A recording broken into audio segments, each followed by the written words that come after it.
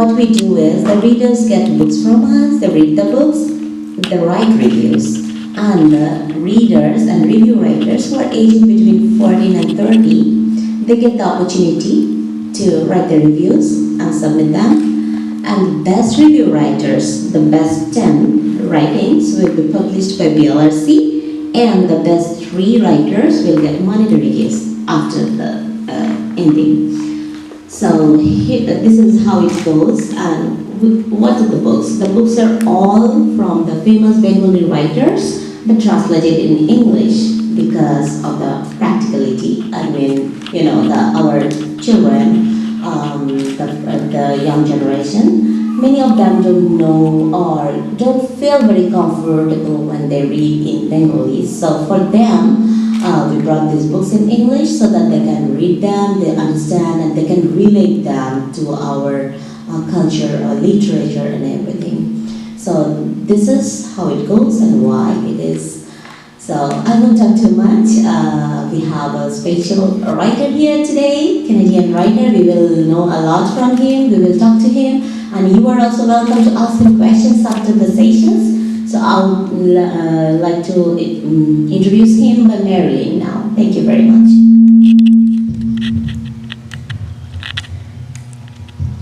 Thank you, Yasmina. So before I begin, I'd like to once again.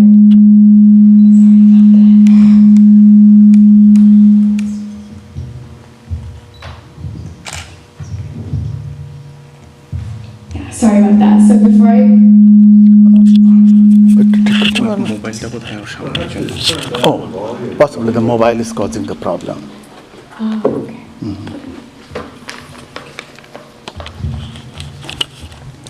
So before I begin, I'd like to once again, thank you for being here. I think I speak for everyone when I say that we're really thrilled, and it's really an honor because, not to sound creepy, but as I was, searching up your name and finding a little bit about your books and about your achievements, I realized what an honored man you are. And well, I think I read it more than once that you are one of the greatest, poets and writers in your generation. So that was really interesting. So I kept reading, and I did find a lot of information, which was really interesting to hear. And I got more enthusiastic about meeting you today. So I'm very thrilled. So I guess I would like to start introducing Albert Frank Moritz, more popularly or professionally known as A.F. Moritz. Am I saying the last name right? Yes. Correct. Okay. Yeah, that's very good. A lot of people like to say Moritz, but there is no such pronunciation of that word. I think, some people say San Moritz, the famous resort in Switzerland, but it must be because Moritz is a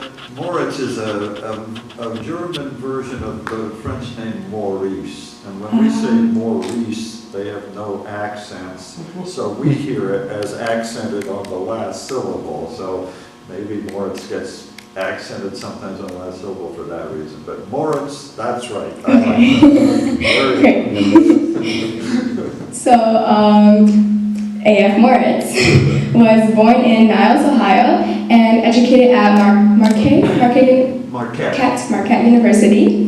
By 1975, he moved to Toronto, Ontario, and as he is now a Canadian citizen. Moritz is a poet, teacher, and scholar, and on a more personal note, he actually has collaborated on many books with his wife, Teresa Moritz, such as translating work from Spanish, such as the work of Ludwig Zeller, the book Body of Insomnia, and other poems, or originally known as Cuerpo de Insomnia. I also like to kind of touch on your most recent book. His most recent book, The Sparrow, selected poems of A.F. Moritz, and I guess this outlines sort of his lesser known pieces to the more widely acclaimed works of his latest 20 years. And I guess I would say this is a single poem, but filled with many individual pieces, going into depth of philosophical, sociological, and political analysis, filled with mystery, imagination, compassion, judgment, lyrical passion, and meditation. So, this is like by the reviews that I've read, I actually felt that this was a great work for you. So I think we all need to, go to Amazon and get this book if you could, if you haven't already. And yeah, I would like to conclude the introduction. I gotta hire you as my marketing Yeah, so now I would like to give the microphone the real interview to begin to Ruthie. Thank you, Marilyn, and thank you for coming here on a Saturday morning. Thank you, Rosie. We're absolutely honored to have you here. It's a pleasure to get to meet you. So, as Marilyn already went through or a part of your achievements and your early life, I actually tried to go through this book today and prepared a couple of questions for you, if you don't mind me asking. I don't mind you asking at all. That's Okay. very good. Thank you very much again for coming. First of all, I wanted to ask a little about your earlier life. At what age did you realize that you wanted to become a poet, or was it that you really liked poetry and you enjoyed reading poetry, and to sort of the want to become a poet or to pursue this career, was that something you thought of at a later age? So That's a great question. I'll just try to be brief about it. I learned to read at a sophisticated level quickly. I wasn't, one of these people who already learned to read before going to school. But for some reason, as soon as it began being taught in first grade, I knew how to read very well. And I was already reading very complicated books by Christmas time. And so I was very interested in and read many versions of the stories of King Arthur and of the war against Troy, the war between the Greeks and Troy, which of course in the Western tradition, those are two of the big foundational stories, right? And so, but I was reading other things too. So when I was in the third grade, I had stories of Edgar Allan Poe, those creepy and horrifying and very interesting stories. So it got to be springtime, and I wanted to get some more stories of Poe. So when my parents dropped me off to go to a Cub Scout meeting, I waited till the car disappeared and ran over to the library instead.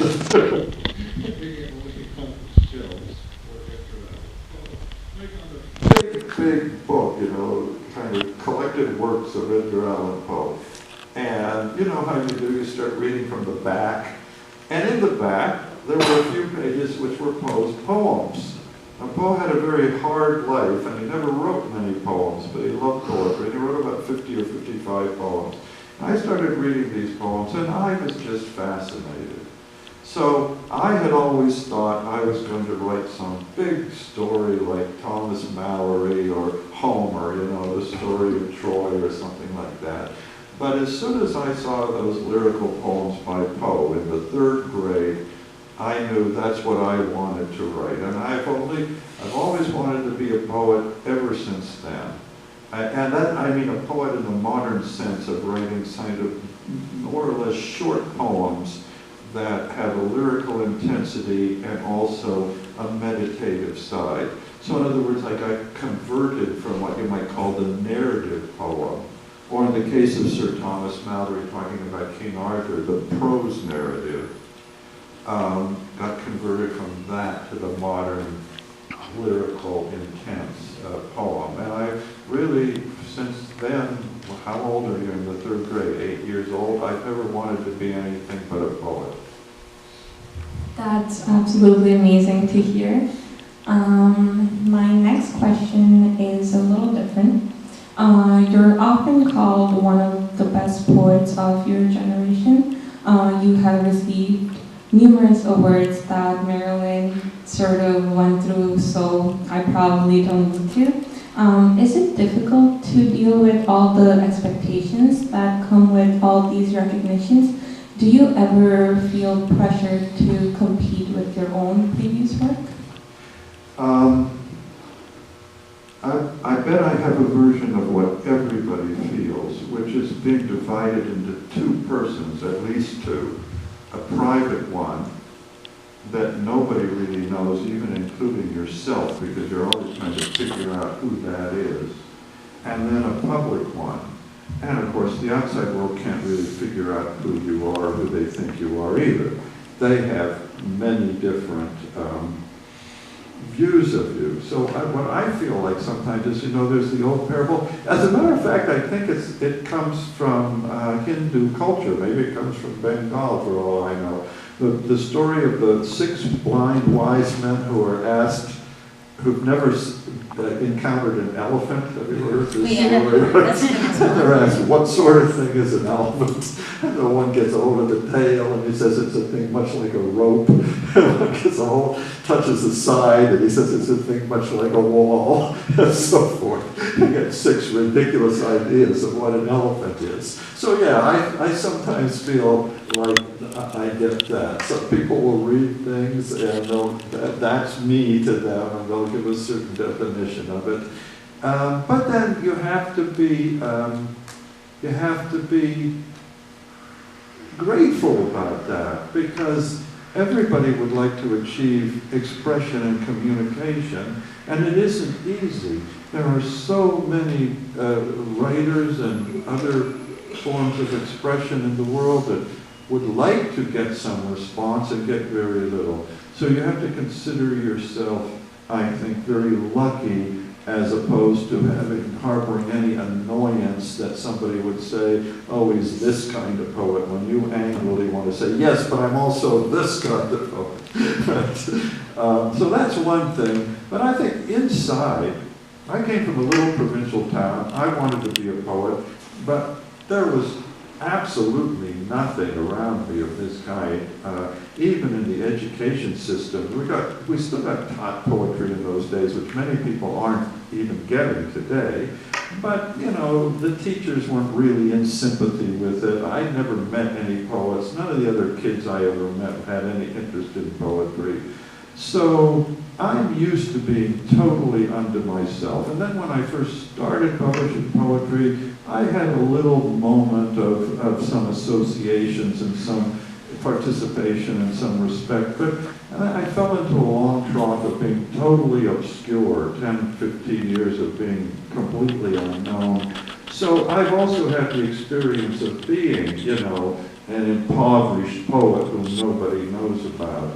And as a result, afterwards getting more and more well known, I stay in myself, sort of, the person who grew up in Niles, Ohio, and the person who for a long time struggled and wasn't known. And it's almost as if that person is reading about somebody else who strangely has the same name.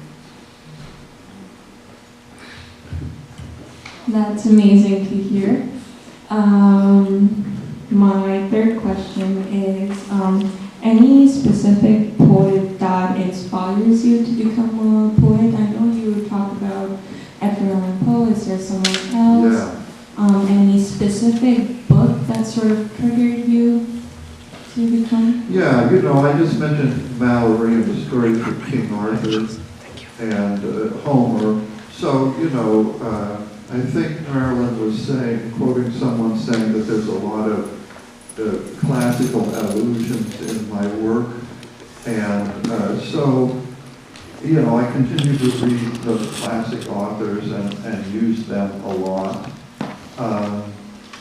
I think, you start out, especially from a little provincial library, educating yourself, and though what you find is great, it doesn't tend to be very up to date. So I went, I'm reading Poe, but in now, so what my now, let's say, is when I'm 18, 1965.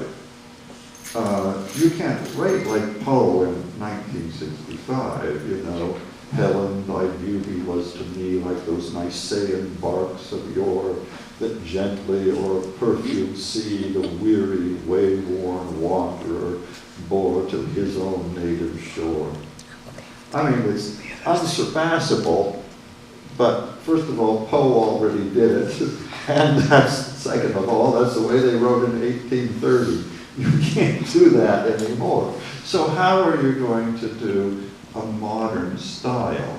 So I think at 18, when I got to university, and on top of my reading in the Romantics or John Milton or Shakespeare, you know, classic authors, I added some new authors, and especially authors from foreign languages that I didn't know yet, and some that I'd never learned, but were in translation because the new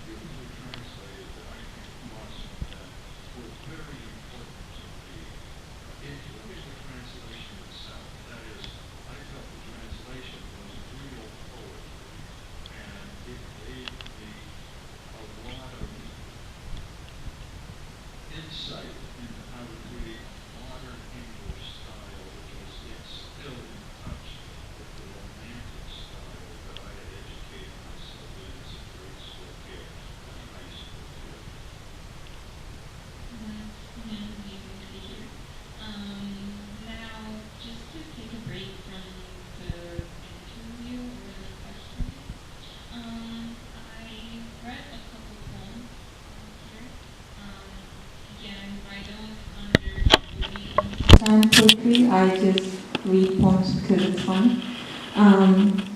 But it was amazing to actually get to read these poems. These are shorter poems, as you mentioned. That's sort of your style. Can we get to hear a poem? Can you please read one of, or maybe your favorite poem from this book? Well, why don't you tell me one that you read, if you would like me to read one that you already read, or, you know, two, I'll read what you want me to read. Oh, that's pretty hard to pick. Well, you know, I don't want to put you on the spot. I'll also, let me pick then. Okay. Okay. Well, first of all, I was just saying to some people, I think we should have, not all me, we should have an invocation of the muse or the goddess of poetry, don't you think, at the beginning of a poetry reading? So I'm going to take this one. I don't know much about Bengali literature, but I don't know nothing. I have read some, and of course, like everybody has or should have read Tagore. He's almost excessively famous. But something I really enjoy reading, because I like epics, is the 19th century, from the 1860s, epic by Michael Madhusudan Thakur, The Slaying of Meghanada, right? Meghanadava da Kavya, right? So here's Datta's, Michael Datta's, invocation to the muse from the very beginning of that poem. I think you're gonna, if you don't know this, you're gonna like it because it's very beautiful. It's just like reading the invocation to the muse at the beginning of De Rerum Natura by Lucretius. Not right at the beginning, like at the beginning of the third book, his invocation to Venus, goddess of sex and creation. This is great. He says, right at the beginning of the book, he says, "Speak, O goddess of ambrosial speech, I who am ignorant pray place of total still, though not silence. The fly and goldfinch spoke from far off to his isolation in tall grass under a clear bell of sunlight turning to light all impressions of all bodies. A strange idleness always met the adventurer, led by chance traces, the only fruits of our careful science, to ends of calm looking, hearing, feeling, of warmth passing into the body at the base of the neck, of long moments melded to a scent of weeds in the memory. And was this in fact all we wanted the signs to point at? This peace as common as air, yet entered only when a pause that seemed endless fell, strengthening the curious one to abandon it again. So that's that poem. I can imagine it strikes people as mysterious in some ways. I don't know if I should give a little commentary or not, but maybe I should just say a few words about it. First of all, it's exactly a childhood experience of us little wild kids in Niles, Ohio. We would the little town was an industrial town, but it had three different rivers running through it. They had woody banks where we played, and we're only a block or two away from our houses, and there were fields nearby. And in those days, they didn't keep a constant eye on their children, so we would play from morning to night without any adults around, and it was sort of a Huckleberry Finn childhood. And one of the things that at least our little group of kids got into was this idea that there was some kind of mysteries going on. You'd see those signs, workmen paint on sidewalks, but we never saw the workmen painting them. They just appeared on the sidewalk. So we wondered what they were, and we would try to follow them around as if this was an arrow or a clue to go here or there. But what would we discover? And the same way when we were out in the woods, we'd have read a story about cowboys and Indians or something, and if we came across a footstep or something broken, we'd say, someone has passed here, and we'd just try to follow them. So we try to see what we could find all the time. So I'm thinking back about that and remembering that as a dear and wonderful childhood experience, and I'm trying to interpret it. And then the poet thinking, it describes the children doing that, and then he gets to the end where you would remember, well, of course, sometimes, even as a child, you would be alone. You would go out, your little companion would be around, and you would be alone. And you'd find yourself just sitting there, just enjoying being in the summer sunlight or at the bank of the creek and it going by. And at the end, he wonders, we never found any treasure, it says, and of course they didn't. The marks on the sidewalk were men planning sewers, right? He thinks now as a mature person, maybe there is some key to the good that is in nature and the good that is in the self. Maybe what we wanted to find was just this adventure, this penetration into the green world, and above all, this moment of togetherness with things which the active self needs. It's not that you should set up an opposition between the contemplative self or the lover of nature and the active self, the heroic self that wants to do, in traditional terms, the East and the West. But that both are necessary, and he asks if he hasn't perceived that what he found in childhood was a pause that in a sense was endless, so it was the eternal truth, and yet at the very same time it existed as a rest to send you back out into the active world, and thus there would be a rhythm. So that's sort of what the poem as a whole is supposed to try to convey. Thank you very much for sort of explaining to us the poem. Before I go to the questions from the audience section, any questions from any of you regarding this poem? Not right now? I mean, I guess less than a question, more of a statement. I really enjoyed when you were just reading the poem, and I did understand a little bit of it, and I guess it amused me, you know, because I know that like my childhood is not too far away. I'm going on to my teenage years or teenagehood, but still my childhood is not too far away, and I still feel like a 5-year-old at heart. But when I was listening about, you know, as a kid using your imagination, you know, your heart and the wonders that go on in a child's heart, it really amused me, and to think about how yes, I have phones now, and I don't really, you know, but I do remember when I was younger, I also went out with my friends, and, you know, my sister, we had such imagination fill our heads, and we were always just create these kind of, like, situations, you know, like, okay, we are now astronauts, or we're archaeologists, let's try to go find some fossils or bones, dig up our backyards, and it really, it touched me, and I kind of wanted to also ask you, I guess, when you were at it kind of like with childhood, and how you were explaining that, you know, you kind of felt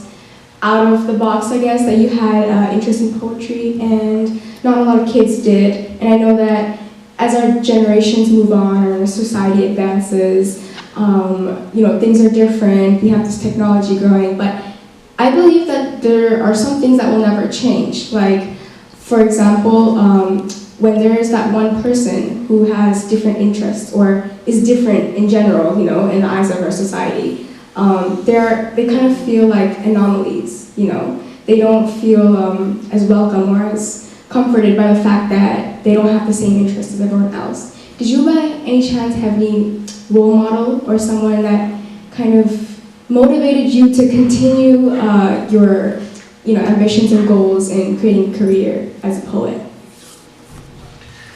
That's a really great question for me. I can't say that I never met anybody, but it wasn't until later in life, and I already had sort of formed myself. I was a stubborn and somewhat, at least internally, arrogant person. And arrogance is not necessarily good, but on the other hand, I don't want to condemn it either, because it can be a defense.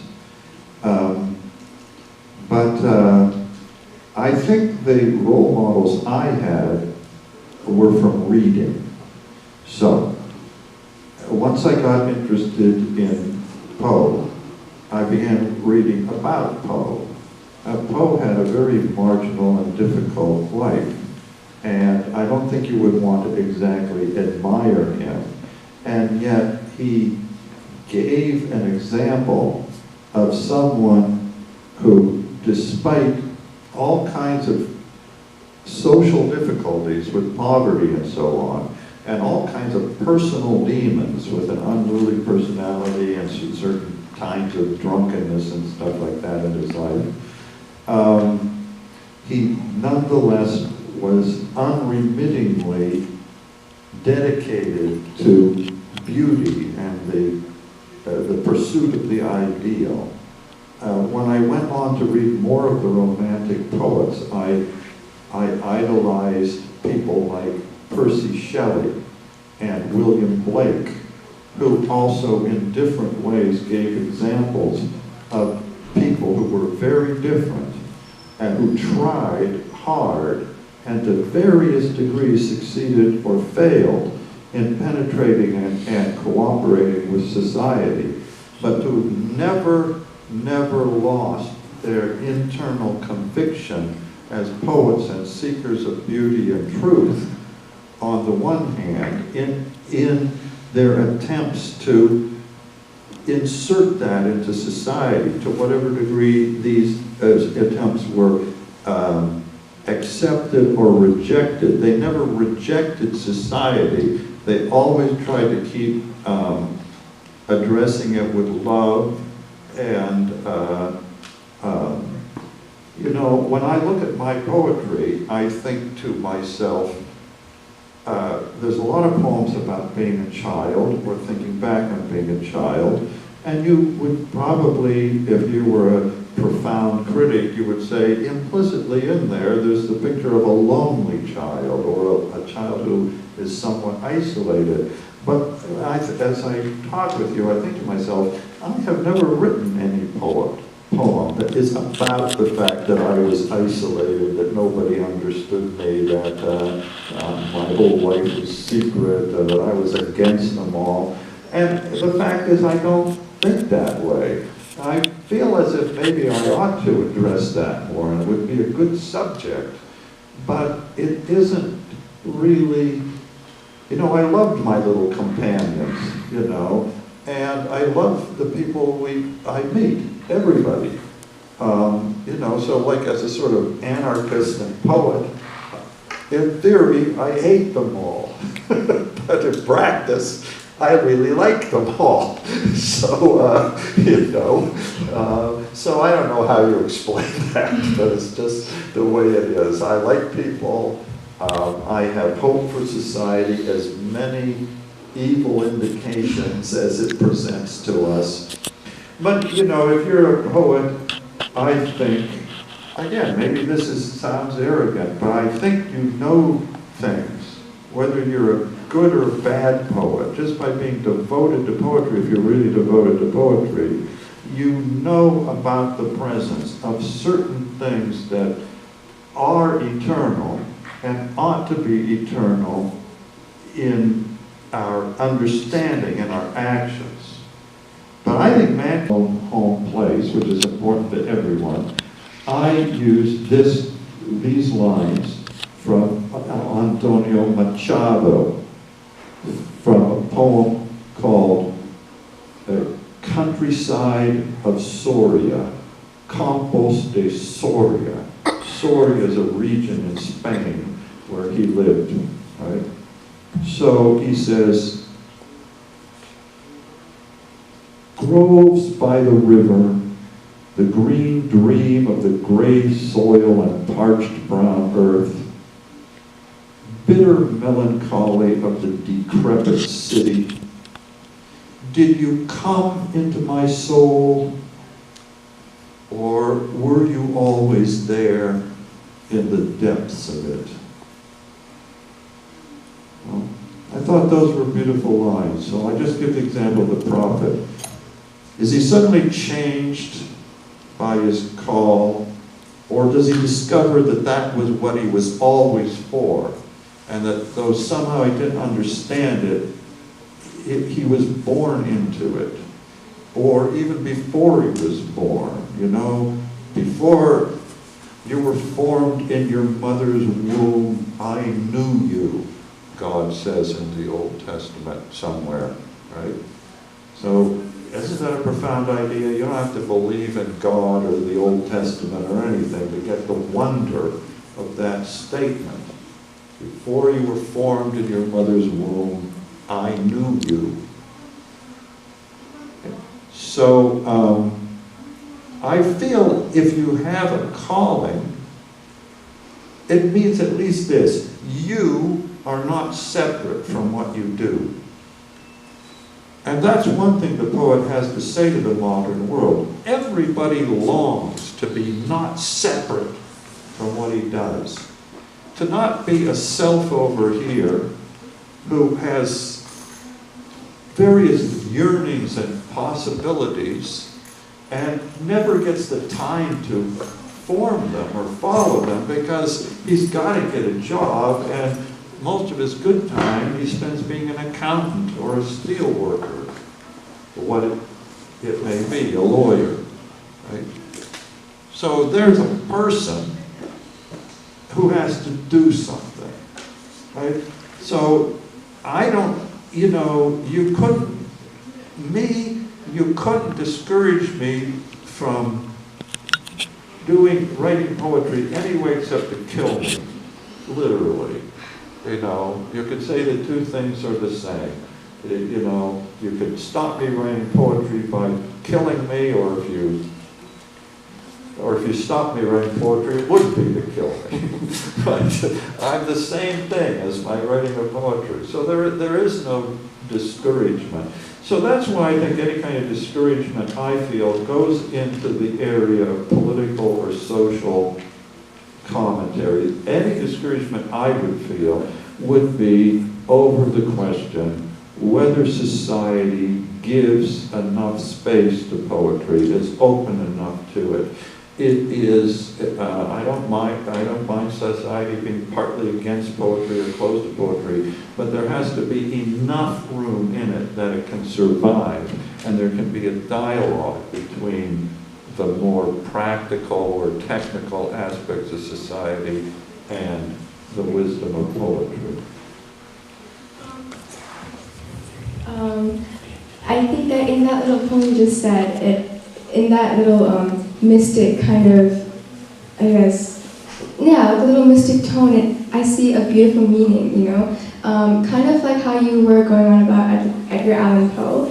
I know that in my English classes we were, reading short stories of his. I at first thought they were really creepy and scary, and yes, and but then after a while, when I really got reading and the teacher was explaining the meanings and everything, I really saw a deep yet beautiful meaning into it. So I think that's kind of what you saw, and I think that I find that interesting that I kind of see you using his kind of I guess atmosphere or the vibe he creates into some of your poems. I definitely think so. A poet like Poe and other ones that impressed me deeply even when I was young, before I encountered really modern English poetry, they still are the most important ones to me. You can't, imitate their style or form anymore. That they already did. It had relations to its own time. It's wonderful. I mean, it's irreplaceable. It's still relevant to us, but we can't write that way. There's no use imitating Keats. Keats already did Keats, but still the content of Keats is irreplaceable. If you want to hear all of Poem 9 from Campos de Soria, yes you do, because it's wonderful. There we go. I do.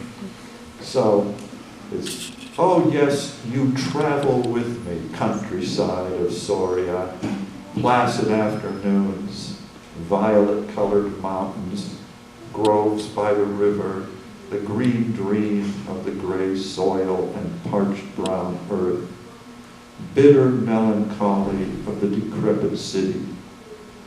Did you come into my soul, or were you always there in the depths of it? People of the high, numinous plain, who hold to your God like the ancient Christians, may the Son of Spain fill you with happiness, with light, with plenty. That's Isn't that wonderful? I especially love it when he says, groves by the river, the green dream of the gray soil and parched brown earth. We have to ask ourselves continually, what's up in us with the idea of the paradise of nature, and nature, as Tennyson says, red in tooth and claw. Is nature something that is just indifferent and downright evil, and of course it will kill us? Or is it something as wonderful as we intuit in it in the best moments when we most enjoy it? And of course, it's sort of both. And you have to constantly wonder about the truth of that and the meaning of it. And when he talks about this parched landscape he was in, and he says, trees along the river, which are the green dream of the gray soil and parched brown earth. He sort of says, like us, there's something in nature that wants to be all it can be, but it isn't. It isn't as it is. it has its dreams, its moments, its possibilities, where it is Eden, where it is Arcady, where it is paradise, but only moments, only places. And it has other places where it's the hell of monsters devouring each other in the deeps of the ocean, right? You know. So, and that's, you know, thought like that in poetry has been profoundly influential to me, and you can find a lot of that in my poems, you know. Thank you. One thing that you said that really got to me was that the only way to stop you from writing poetry was to kill you. That was actually very interesting to hear, because my very last question was related to the criticism of any art, or specifically poetry or literature in social media. Right now, because of the internet, it's very easy to sort of criticize everyone and everything, and you sort of answered that nothing can stop you. So that question was sort of answered. Would you like to add anything more to that? Sure, I think that that's a really, really interesting topic. I mean, first of all, art gets criticized because there's a million varieties of it. There's, you know, you think poetry is marginalized, but as soon as you start looking into poetry, you realize there's thousands of poets, each one doing things differently and arguing with all the others, and they organize into groups to fight each other, and one wants to be an avant-garde poet, and one wants to be this and that, you know. And so it's like a tremendously complicated little ecosystem, right? But yeah, of course, poetry is only one of the arts. All the other arts are like this too.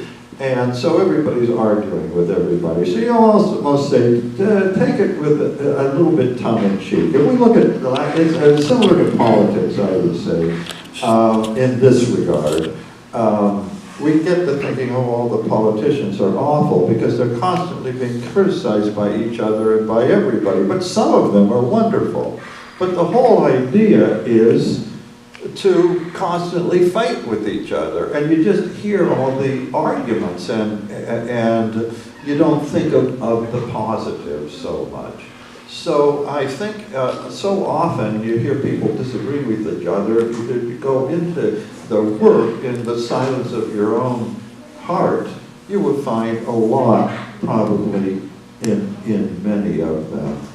Then a lot of the criticism of the arts comes from people who say, why does anybody do the arts? You can't make a living out of that. What do we need it for anyway? And the answer to that is relatively simple, and it's twofold, I would say. I don't like to argue that poetry is needed or it has certain benefits and that justifies it. It just exists. There's two kinds of necessity. You know, you have to go and earn money, or in this society you'll be thrown out in the curb. That's one kind of necessity. Poetry doesn't have that kind of necessity. But your hair grows. You can't be a human being without your hair growing. Poetry has that kind of necessity. It just emerges from the spirit, and if it isn't emerging from the spirit, well, there isn't any spirit. You've only got half a human being, or if that. So that's one